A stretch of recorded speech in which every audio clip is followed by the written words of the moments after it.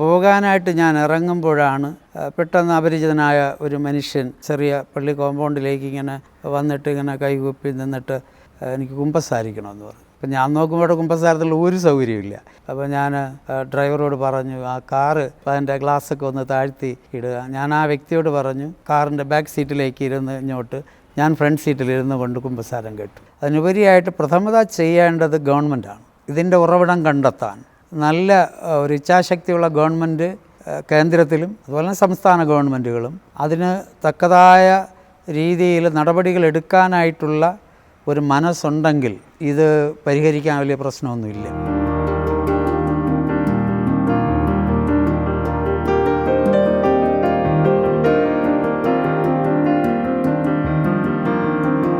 ബഹുമാനപ്പെട്ട monsignor D സെൽവരാജിനെ പരിശുദ്ധ പാപ്പ നെയ്യാറ്റിൻകര രൂപതയുടെ പിന്തുടർച്ച അവകാശമുള്ള മെത്രാനായി നിയമിച്ചിരിക്കുന്നു.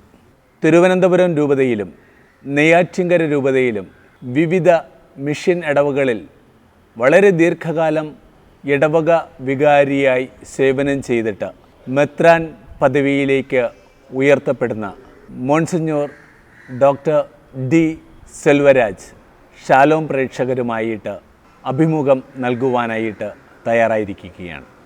സൺഡേ ഷാലോമിലേക്ക് അഭിവന്ദ്യ പിതാവിന് ഹൃദ്യമായ സ്വാഗതം.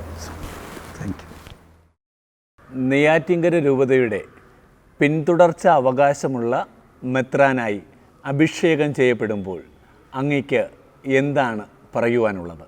മെത്രാൻ പദവിയിലേക്ക് തിരഞ്ഞെടുക്കപ്പെടുക എന്ന് പറയുന്നത് വളരെ പ്രധാനപ്പെട്ട ഒരു കാര്യമാണ്. സഭയുടെ ശുശ്രൂഷകളിൽ വളരെ പ്രാധാന്യമർഹിക്കുന്ന ഒന്നാണ് മെത്രാൻ ശുശ്രൂഷ. നെയ്യാറ്റിൻകര രൂപതയെ സംബന്ധിച്ച് കഴിഞ്ഞ 28 വർഷമായി ഈ രൂപതയെ ഏറ്റവും സജീവമായി വിശ്വാസത്തിലും സാമൂഹ്യമായ മേഖലകളിലും നയിച്ചുകൊണ്ടിരിക്കുന്ന അഭിവന്യ വിൻസെൻ്റ് സാമുവൽ പിതാവ് ഇപ്പോൾ പിന്തുടർച്ച അവകാശമുള്ള ഒരു സഹായമെത്രാന് ആവശ്യമുണ്ടെന്ന് റോമിനോട് ആവശ്യപ്പെടുകയും അതനുസരിച്ചാണ് ഈ രൂപതയ്ക്ക് ഒരു സഹായ മെത്രാനായി എന്നെ നിയമിക്കുകയും ചെയ്തിരിക്കുന്നത്. അപ്പോൾ തീർച്ചയായിട്ടും ഇത് നമ്മയെല്ലാം ഒരുപക്ഷെ എല്ലാവരെയൊക്കെ സന്തോഷിപ്പിക്കുന്ന കാര്യമാണെങ്കിലും എന്നെ ഏറെ ഭയപ്പെടുത്തുന്ന ഒരു കാര്യമാണ്. കാരണം അത്ര വലിയൊരു ഉത്തരവാദിത്വമാണ് സഭ എന്നെ ഏൽപ്പിക്കുന്നത്. അപ്പോൾ എൻ്റെ അജപാലനപരമായ കഴിഞ്ഞ 37 വർഷത്തെ പൗരോഹിത്യ ജീവിതത്തിൽ ഞാൻ കൂടുതലും ഒരു ഇടവക വികാരി എന്ന രീതിയിലാണ് സേവനം അനുഷ്ഠിച്ചിട്ടുള്ളത്. അപ്പോൾ എല്ലാ തലങ്ങളിലും നിന്ന് പ്രവർത്തിച്ച ഒരു ചെറിയ പരിചയമുണ്ട്. അതിൽ നിന്നുകൊണ്ട് എല്ലാ വൈദികരുടെയും സന്യസ്തരുടെയും അൽമായരുടെയും പൂർണ്ണമായ സഹകരണത്തോടും സ്നേഹത്തോടും അവരുടെ പ്രാർത്ഥനാ സഹായത്തോടും കൂടെ ഈ വലിയ നിയോഗം സ്വീകരിക്കുകയും മുന്നോട്ട് പോവുകയും ചെയ്യാമെന്നാണ് ഞാൻ കരുതുന്നത്. വൈദിക ജീവിതത്തിൽ ഏറെക്കാലം ശുശ്രൂഷ ചെയ്ത അങ്ങ് ഏറ്റവും ഓർമ്മയിൽ നിൽക്കുന്ന അനുഭവങ്ങൾ എന്തൊക്കെയാണെന്നൊന്ന് പങ്കുവയ്ക്കാവോ? ഒരു വൈദികൻ എന്ന രീതിയിൽ ഏറ്റവും കൂടുതൽ നമ്മൾ സന്തോഷിക്കുന്ന നിമിഷം എന്ന് പറയുന്നത് ജനങ്ങളുമായിട്ട് നമ്മൾ അങ്ങനെ അവരോടൊപ്പമായിരിക്കുന്ന നിമിഷങ്ങളാണ്. അത് അതിൻ്റെ വലിയ മാതൃകയെന്ന് പറയുന്നത് യേശു തന്നെയാണ്. യേശുവിനെ നമ്മൾ നോക്കുമ്പോൾ, സുവിശേഷത്തിലേക്ക് നോക്കുമ്പോൾ അവിടുന്ന് എപ്പോഴും ജനങ്ങളോടൊപ്പമായിരുന്നു കൊണ്ട് സന്തോഷം കണ്ടെത്തിയ വ്യക്തിയായിരുന്നു.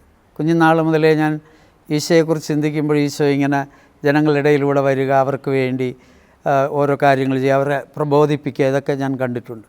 ഒരു വൈദികൻ എന്ന രീതിയിൽ വാസ്തവത്തിൽ ഇതേ ധർമ്മങ്ങൾ തന്നെയാണ് ഞാനും നിർവഹിച്ചിട്ടുള്ളത്.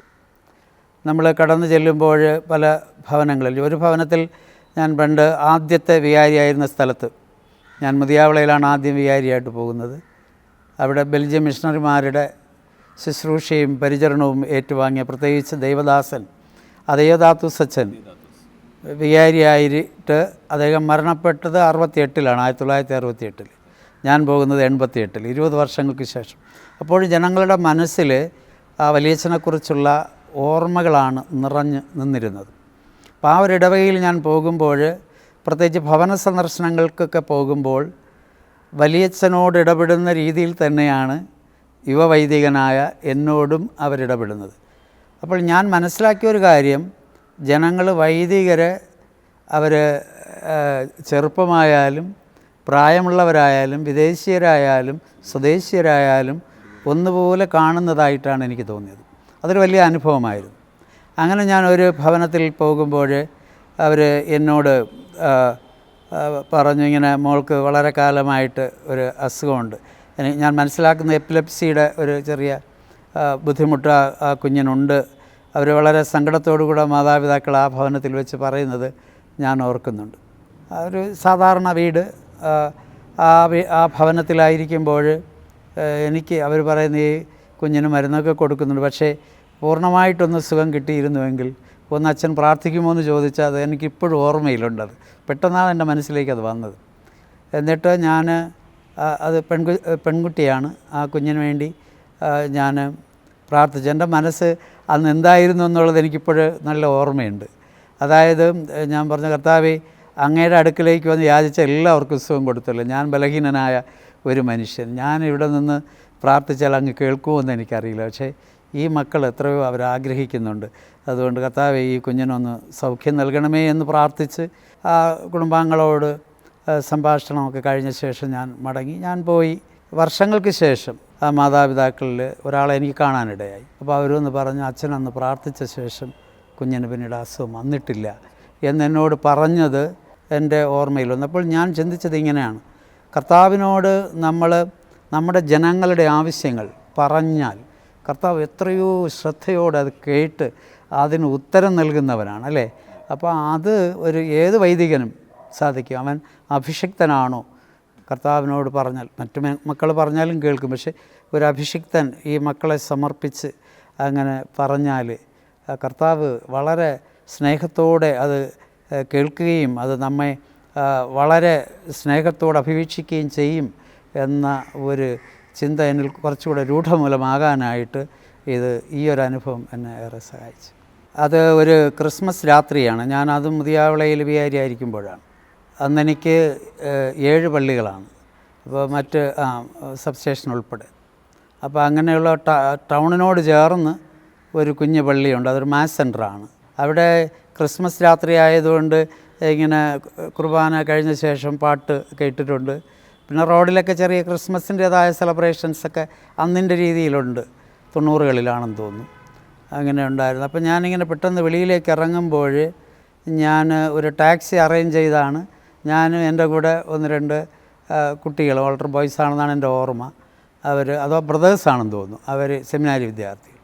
അവരെന്നോടൊപ്പം ഇങ്ങനെ ഉണ്ടായിരുന്നു. അപ്പോൾ ഞങ്ങൾ ഇവിടുത്തെ കുർബാന കഴിഞ്ഞ് അങ്ങനെ പോകാനായിട്ട് ഞാൻ ഇറങ്ങുമ്പോഴാണ് പെട്ടെന്ന് അപരിചിതനായ ഒരു മനുഷ്യൻ ഇങ്ങനെ ആ ചെറിയ പള്ളി കോമ്പൗണ്ടിലേക്ക് ഇങ്ങനെ വന്നിട്ട് ഇങ്ങനെ കൈകൂപ്പി നിന്നിട്ട് എനിക്ക് കുമ്പസാരിക്കണമെന്ന് പറഞ്ഞു. അപ്പം ഞാൻ നോക്കുമ്പോൾ കുമ്പസാരത്തിൽ ഒരു സൗകര്യമില്ല. കുമ്പസാര കൂടിനടുത്തെന്ന് പറഞ്ഞാൽ അങ്ങനെ പോകാനായിട്ടൊരു സംവിധാനം ഇല്ല. അപ്പം എന്ത് ചെയ്യും എന്ന് അങ്ങനെ ചിന്തിച്ച് പള്ളിമുറ്റത്ത് ഞാനിങ്ങനെ നിൽക്കുകയാണ്. പെട്ടെന്ന് എൻ്റെ മനസ്സിലേക്ക് വന്ന ഒരു ചിന്ത എന്ന് പറയുന്നത്, നമുക്കൊരു കാര്യം ചെയ്യാം. അപ്പോൾ ഞാൻ ഡ്രൈവറോട് പറഞ്ഞു, ആ കാറ് എൻ്റെ അങ്ങനെ, അപ്പോൾ അന്ന് AC ഒന്നും ഉള്ളതല്ലല്ലോ, അപ്പോൾ അതിൻ്റെ ഗ്ലാസ്സൊക്കെ ഒന്ന് താഴ്ത്തി ഇടുക. ഞാൻ ആ വ്യക്തിയോട് പറഞ്ഞു, കാറിൻ്റെ ബാക്ക് സീറ്റിലേക്ക് ഇരുന്ന് ഇങ്ങോട്ട്, ഞാൻ ഫ്രണ്ട് സീറ്റിലിരുന്ന് കൊണ്ട് കുമ്പസാരം കേട്ടു എന്നുള്ളതല്ല, അതിന് കണ്ണ് നിറയുന്ന ഒരു സംഭവമാണത്. കുമ്പസാരം കഴിഞ്ഞ് വെളിയിൽ ഇറങ്ങിയപ്പോൾ തിരക്കുണ്ട്, അടുത്ത കുർബാനയ്ക്ക് എത്തേണ്ട ടൈം കഴിഞ്ഞിരുന്നു. അപ്പോൾ അതിൻ്റെ പേരിൽ വേണമെങ്കിൽ എനിക്ക് റഷ് ചെയ്യാമായിരുന്നു, അല്ലെങ്കിൽ ഈ രാത്രിയിൽ ഇനി സൗകര്യം ഇല്ല എന്ന് എനിക്ക് പറയാമായിരുന്നു. അതൊക്കെ ഒരു പക്ഷേ സാധാരണ പറയുന്നതാണ്, ഇന്ന് പറ്റില്ല, ഇപ്പോഴാണോ കുമ്പസാരിക്കുന്നതെന്ന് പറയാമായിരുന്നില്ല. പക്ഷേ ഞാൻ ആ ടൈം കണ്ടെത്തി അദ്ദേഹം വെളിയിലിറങ്ങി നിന്നിട്ട് കൈകൂപ്പിയിട്ട് പറഞ്ഞത്, യഥാർത്ഥത്തിൽ ഇന്ന് ഞാൻ ആത്മഹത്യ ചെയ്യണമെന്ന് വിചാരിച്ചിരുന്ന ദിവസമായിരുന്നു. ഞാൻ വീട് വിട്ടിറങ്ങിയതാണ്. ഞാനൊരു കത്തോലിക്കനല്ലേ, വന്നപ്പോൾ നിരാശപ്പെട്ട ജീവിതത്തിൽ ഞാനിങ്ങനെ പല കാര്യങ്ങളും ഉണ്ടായിരുന്നു. അങ്ങനെ പോകുന്ന വഴിക്ക് ഈ പള്ളി കണ്ടു. അപ്പോൾ എനിക്ക് കത്തോലിക്ക പള്ളിയെന്ന് മനസ്സിലായി. ഞാൻ പെട്ടെന്ന് ഇങ്ങോട്ട് വന്നു, അച്ഛനോട് നിൽക്കുന്നത് കണ്ടതുകൊണ്ട് ഞാൻ പെട്ടെന്ന് എൻ്റെ മനസ്സിൽ പെട്ടെന്ന് ഇങ്ങനെ കുമ്പസാരിക്കണമെന്ന് തോന്നി. അതും എന്നെ സംബന്ധിച്ച് ഉള്ള ഒരു വലിയ ചിന്ത എന്ന് പറയുന്നത്, ഏതൊരു വൈദികനും എത്ര സമയമില്ലെങ്കിലും എത്ര തന്നെ അവർക്ക് തിരക്കുകളുണ്ടെങ്കിലും അവരുടെ അടുത്തേക്ക് വരുന്ന ഓരോ വ്യക്തിയെയും കേൾക്കാൻ, കുമ്പസാരമെന്ന് മാത്രമല്ല കേൾക്കാൻ ഒരു സമയം നമുക്കെല്ലാവർക്കും ചെയ്തു കൊടുക്കാൻ പറ്റത്തില്ലായിരിക്കാം. എന്ത് വിഷയമായിക്കൊള്ളട്ടെ അവരെ ശാന്തമായി ഒന്ന് കേൾക്കാൻ നമ്മൾ സമയം വയ്ക്കുകയാണെങ്കിൽ ഒരുപക്ഷെ ആ വ്യക്തിയുടെ ജീവിതത്തെ തന്നെ നമുക്ക് രക്ഷപ്പെടുത്താനായിട്ട് സാധിക്കും. മിഷണറി പ്രവർത്തനങ്ങൾക്കാണ് നെയ്യാറ്റിൻകര രൂപതയുടെ തുടക്കം മുതൽ വളരെയധികം പ്രാധാന്യം നൽകി വന്നിരുന്നത്.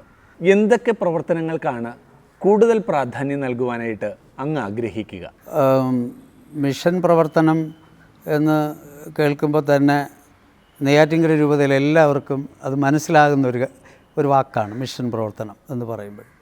കാരണം ബെൽജിയം മിഷണറിമാരുടെ പരിചരണം കൊണ്ട് വളർന്നു വന്ന സഭാ സമൂഹങ്ങളാണ് ഈ നെയ്യാറ്റിൻകര രൂപതയിലെ മിക്കവാറും എല്ലാ പ്രദേശങ്ങളും. കർമ്മലീത്ത മിഷണറിമാരുടെ ത്യാഗപൂർണമായ പ്രവർത്തനങ്ങളുടെ ഫലമായിട്ടാണ് ഇന്ന് ഈ കാണുന്ന ഒത്തിരി വലിയ വിശ്വാസ സമൂഹങ്ങൾ രൂപപ്പെട്ടിട്ടുള്ളത്.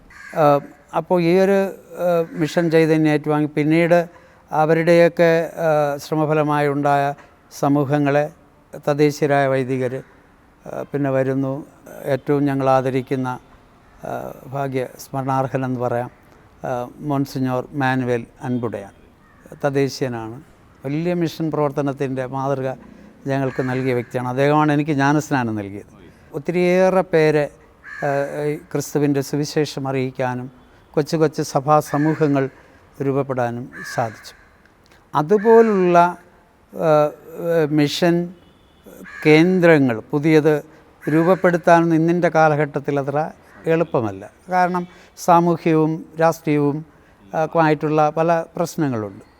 പക്ഷെ അതേസമയം തന്നെ നമ്മളെ ഈ രൂപപ്പെടുത്തിയിട്ടുള്ള ഇന്ന് നെയ്യാറ്റിൻകര രൂപതയിൽ 253 ദേവാലയങ്ങളാണ് ഉള്ളത്. അപ്പോൾ അതിൽ ഒരു 90-ലധികം വരുന്ന എസ്റ്റാബ്ലിഷ്ഡ് ആയിട്ടുള്ള വൈദികർ താമസിക്കുന്ന പാരിഷസും പിന്നെ അതിൻ്റെ സബ് സെൻറ്റേഴ്സുമാണ്. അവിടെയൊക്കെ ഇപ്പോഴുള്ള വിശ്വാസ സമൂഹത്തെ നല്ല വിശ്വാസമുള്ളവരാണ്. അവരെയെല്ലാം ഏറെ സ്നേഹത്തോടെ മുന്നോട്ട് നയിക്കുന്നതിനും അവർക്ക് ശരിയായ രീതിയിലുള്ള വിശ്വാസ ശിക്ഷണം ഇപ്പോഴുള്ള നിൻ്റെ തലമുറയ്ക്ക് അവിടെയായാലും മറ്റ് പ്രദേശത്തായാലും അപ്പോൾ അത് കൊടുക്കുക എന്നുള്ള ഒരു വലിയ ദൗത്യമുണ്ട്. അപ്പോൾ ഇന്നിൻ്റെ പല കാര്യങ്ങളുമായി ബന്ധപ്പെട്ട് വരുമ്പോൾ ഒരുപക്ഷെയൊക്കെ നമ്മൾ വിശ്വാസ തകർച്ചയെന്നും മറ്റുമൊക്കെ പറയുന്ന ആ തലങ്ങൾ ഉണ്ടാകാതിരിക്കാനായിട്ട് ഉള്ള ഒരു ബോധപൂർവമായ ശ്രദ്ധ, മതബോധനം, അതുപോലെ തന്നെ BCCയുടെയൊക്കെ പ്രവർത്തനങ്ങൾ, അതിലൂടെയൊക്കെ കൊണ്ടുവരിക എന്ന ഒരു വലിയ മിഷൻ ഉണ്ട്. പിന്നെ അതുപോലെ തന്നെ മിഷൻ്റെ ഒരു പ്രധാന പ്രവർത്തന എന്ന് പറയുന്നത് നമുക്ക് ഒരു വലിയ ഒരു തീർത്ഥാടന കേന്ദ്രമെന്ന് പറയുന്നത് തെക്കൻ കുരിശുമലയാണ്. അതുപോലെ തന്നെ കമുകൻകോട് ഉള്ള നമ്മുടെ കൊച്ചുപള്ളിയാണ്. അപ്പോൾ ഈ സ്ഥലങ്ങളിലൊക്കെ നാനാജാതി മതസ്ഥരായ വ്യക്തികൾ എപ്പോഴും ഈ തീർത്ഥാടനത്തിനായിട്ട് വരുന്നവരാണ്. അവർ ക്രിസ്തുവിലുള്ള വിശ്വാസം ആഴത്തിൽ പ്രഖ്യാപിക്കുന്നവരാണ്. പക്ഷെ അവർക്കൊക്കെ ഒരു ശരിയായ ബോധനം ഒക്കെ കൊടുക്കുക, അങ്ങനെയുള്ള മേഖലകളിൽ നമ്മൾ ഇടപെടുകയും കുറച്ച് കൂടുതലായിട്ട് നമ്മൾ അങ്ങനെ കടന്നു വരുന്ന ആ വിശ്വാസ സമൂഹത്തെ വിശ്വാസത്തിൽ പോഷിപ്പിക്കുകയും ചെയ്യുന്ന കാര്യങ്ങളൊക്കെ ചെയ്യുന്നതായിരിക്കും നല്ലത്. അല്ല ക്രിസ്തുവിനെ അറിയാത്തവരെ കണ്ടുപിടിച്ച് ക്രിസ്തുവിനെ കൊടുക്കുന്ന രീതിയിലുള്ള മിഷൻ പ്രവർത്തനം എന്ന് പറയുന്നത് ഇക്കാലഘട്ടത്തിൽ ഈ പ്രദേശത്തൊന്നും അത്ര എളുപ്പമല്ല. നെയ്യാറ്റിൻകര രൂപത പൊതുവെ തിരുവനന്തപുരം രൂപതയോടൊപ്പമായിരുന്ന കാലഘട്ടത്തിൽ 90-കൾക്ക് ശേഷം ആരംഭിച്ചിട്ടുള്ള അഭിവന്ദ്യ സൂസപാക്യം പിതാവിൻ്റെ നേതൃത്വത്തിൽ ആരംഭിച്ചിട്ടുള്ള വലിയ മധ്യവിരുദ്ധ പ്രവർത്തനങ്ങൾ മറ്റുള്ളവർക്ക് വളരെ മാതൃകാപരമാണ്. പുതുതലമുറയെ ഇത്തരം വിപത്തുകളിൽ നിന്ന് രക്ഷിക്കുവാനായിട്ട് പൊതുസമൂഹം കൈക്കൊള്ളേണ്ട നിലപാടുകൾ എന്തൊക്കെയാണ്? ലഹരിക്കെതിരെയുള്ള പോരാട്ടം അവിഭക്ത തിരുവനന്തപുരം രൂപതയിൽ 1990-കളിൽ ഉണ്ടായിരുന്നത് എൻ്റെയും ഓർമ്മയിൽ സജീവമായിട്ടുണ്ട്. അന്ന് ഞാൻ ആദ്യത്തെ ഇടവകയിലായിരിക്കുമ്പോൾ കാട്ടാക്കട മുതൽ ഞങ്ങൾ മുതിയാവള വരെയുള്ള ഒരു 6-7 ചാരായ ഷോപ്പുകൾ പിക്കറ്റ് ചെയ്യുകയും പിന്നീട് ഉപരോധങ്ങളൊക്കെ നടത്തുകയും അത് മാറ്റുകയും ഒക്കെ ചെയ്ത ആ നല്ല ഓർമ്മകൾ എനിക്കുണ്ട്. അന്ന് ഒരു ഗ്രാമം ചന്ദ്രമംഗലം എന്ന് പറയും, അവിടെ ഞാൻ പിന്നീട് ഒരു സബ്സ്റ്റേഷൻ പള്ളി പണിയിക്കുക, അതിപ്പോൾ ഒരു ഇടവക പള്ളിയായിട്ട് മാറുകയും ചെയ്ത സ്ഥലമാണ്. അപ്പോൾ ആ ഗ്രാമം, അതുപോലെ തന്നെ അതിനടുത്തുള്ള അറവങ്കോണം, തൊട്ടടുത്തുള്ള ചായക്കുളം എന്നൊക്കെ പറയുന്ന പ്രദേശങ്ങളിലൊക്കെ മദ്യവിമോചന പ്രവർത്തനങ്ങളുമായിട്ട് നിരന്തരം സജീവമായിട്ടുണ്ടായിരുന്ന ഒരാളായിരുന്നു ഞാൻ. ഇടവക ജനങ്ങളെ സംഘടിപ്പിച്ച് റാലികളും ജാഥകളും ഒക്കെ നടത്തി. അപ്പോൾ അങ്ങനെയുള്ള പോരാട്ടങ്ങളുടേതായ ഒരു കഥ ഉള്ള ആളാണ് ഞാൻ. ഓരോ സമൂഹത്തിൻ്റെ വിപത്തുകളെക്കുറിച്ച് മനസ്സിലാക്കി കഴിഞ്ഞാൽ നമുക്ക് ആർക്കും തന്നെ അടങ്ങിയിരിക്കാൻ സാധിക്കത്തില്ല. നമ്മളതിനു വേണ്ടി കാര്യക്ഷമമായിട്ട് തന്നെ പ്രവർത്തിക്കണം. അത് പ്രവർത്തിച്ചേ തീരും. അജപാലകൻ എന്ന രീതിയിൽ, മെത്രാൻ എന്ന രീതിയിലുള്ള ഒരു നിയോഗത്തിലേക്ക് വരുമ്പോഴും അത്തരം കാര്യങ്ങളിൽ ഉത്തരവാദിത്വം കൂടുന്നുവെന്നാണ് ഞാൻ കരുതുന്നത്. അപ്പോൾ ഇന്നിൻ്റെ ലഹരിയുമായി ബന്ധപ്പെട്ട കാര്യങ്ങൾ, അത് ഏതു തരം ലഹരിയായാലും സമൂഹത്തിൻ്റെ സുസ്ഥിതിയും കുടുംബങ്ങളുടെ നന്മയും എല്ലാം ചോർത്തിക്കളയുന്ന, അത് ഏറ്റവും തിന്മയുടേതായ അംശമെന്ന് ഞാൻ കരുതുകയുള്ളൂ. അപ്പം അതുകൊണ്ട് ഇന്ന് ലഹരിക്ക് എതിരെയുള്ള ഒത്തിരിയേറെ സംവാദങ്ങളും സംഭാഷണങ്ങളും ചർച്ചകളും ഒക്കെ നടക്കുമ്പോൾ, പ്രത്യേകിച്ച് ഇന്ന് ആധുനിക രീതിയിലുള്ള ലഹരികളാണ് ഓരോ ദിവസവും നമ്മൾ മീഡിയയിൽ കാണുന്നുണ്ട്. അന്യസംസ്ഥാനത്തിൽ നമ്മുടെ സംസ്ഥാനത്തേക്ക് വരുന്നു എന്ന് പറയുന്നത് കൊണ്ട് വിഷയം തീർന്നില്ല. ഈ സംസ്ഥാനം എന്നല്ല, ഇന്ത്യ മഹാരാജ്യത്തെ ഒന്നായിട്ടെടുക്കണം. അപ്പോൾ ഇതിൻ്റെ പ്രധാന വിഷയം എന്ന് പറയുന്നത്, ഞാൻ അതിലേക്ക് വരാം, അതായത് നമ്മളതിനു വേണ്ടി എന്ത് ചെയ്യുന്നു എന്നുള്ളത്.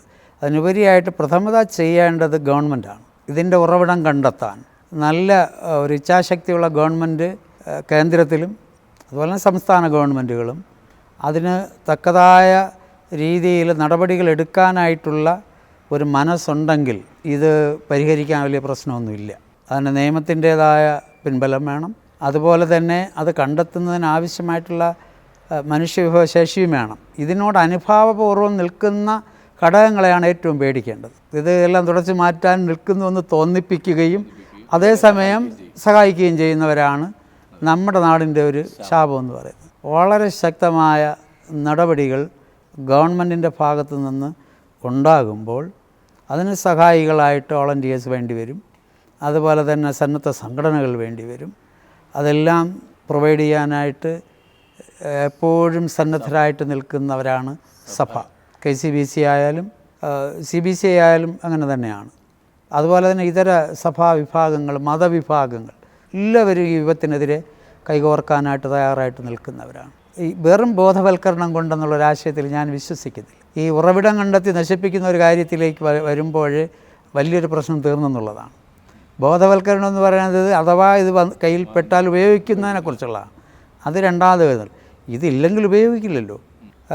ഗവൺമെൻറ്റിനെ ഏത് തലത്തിൽ വേണമെങ്കിലും സഹായിക്കാനും ജനങ്ങളെ ഒരുമിച്ച് കൂട്ടി ഇത്തരത്തിലുള്ള സാമൂഹ്യ വിപത്തിനെ നശിപ്പിക്കാനുമായിട്ടുള്ള നടപടികൾ എന്ത് വേണമെന്ന് വന്നാലും നമ്മൾ അതിന് വേണ്ട എല്ലാ കാര്യങ്ങളും ചെയ്തു കൊടുക്കാനായിട്ട് ഞങ്ങൾ ഒരുക്കമാണ്.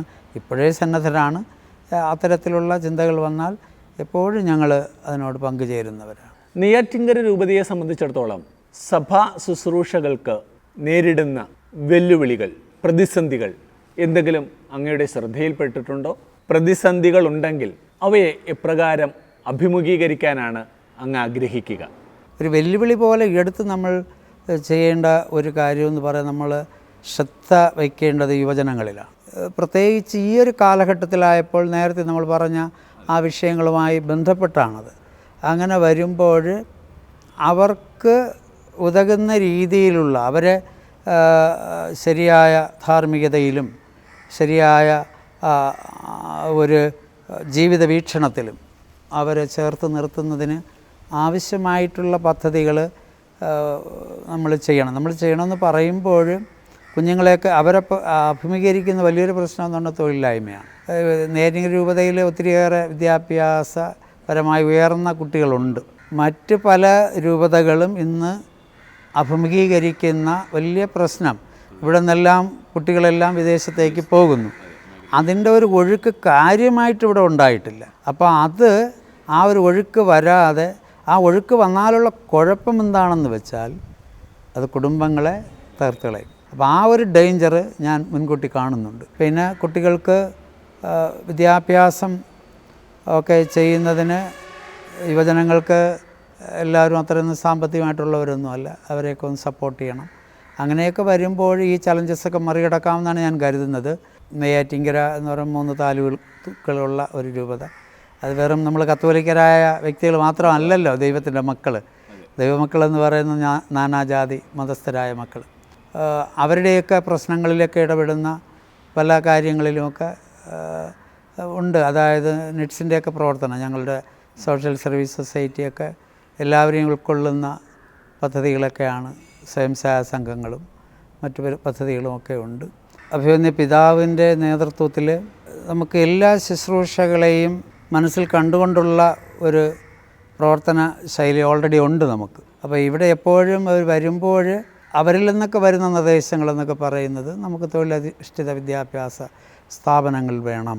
ജനങ്ങളുടെ പൊതുവായ അഭിപ്രായങ്ങൾ ഈ കഴിഞ്ഞ കാലങ്ങളിൽ വന്നിട്ടുള്ള ചിന്തകളിൽ നിന്ന് ഞാൻ പറയാം.